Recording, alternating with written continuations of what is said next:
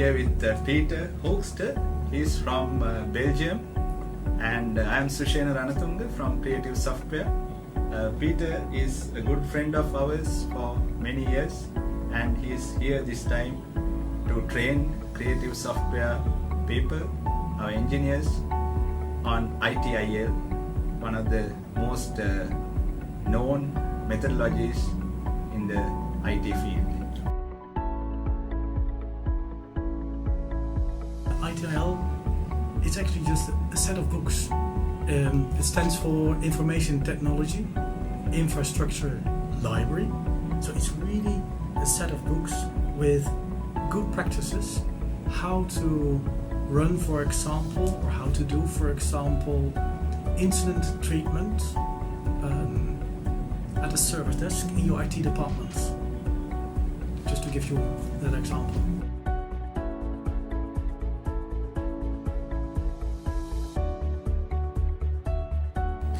Well, the major challenge, what I see in a lot of organizations, especially between IT people and business people, is that they talk a different language. IT people intend to talk too technical, and business people sometimes go also too fast, that they both do not understand each other's worlds. It's almost like a doctor telling you what you are having, but using such a language that at the moment you walk out, you still don't know what's going on.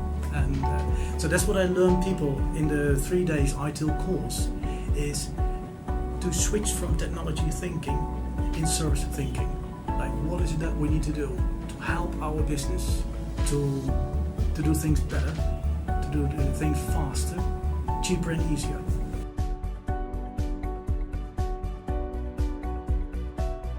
Well, actually, the origin, I need to go back to the Falkland War.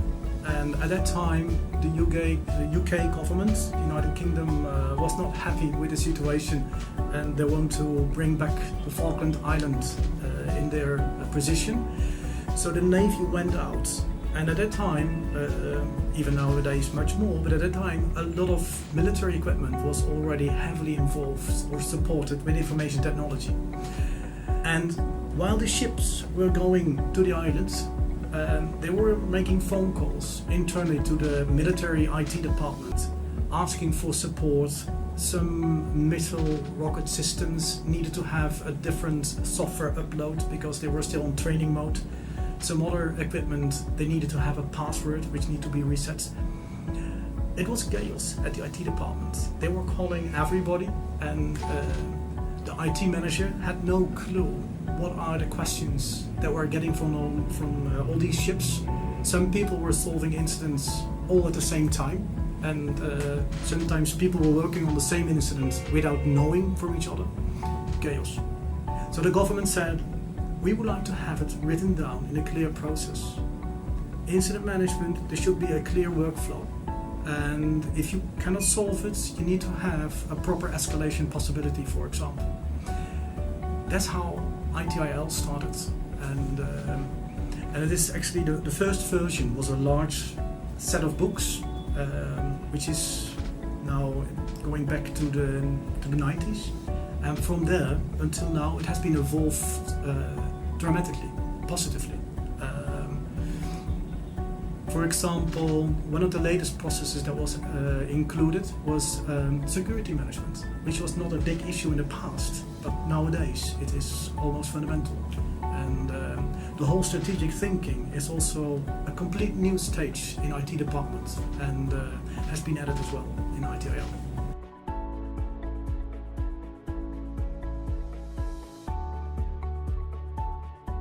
Currently, it is mainly the methodology within IT departments, also because of the fact that there was not much else.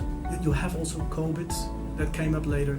In Europe we have DevOps. There are some other methodologies coming up nowadays. But yes, you can use this approach. We implemented also in a hospital environment, and we learned the staff in the hospital to put the patient central, and which was a totally different approach than they had in the past, because they were optimizing the schedules of the doctors.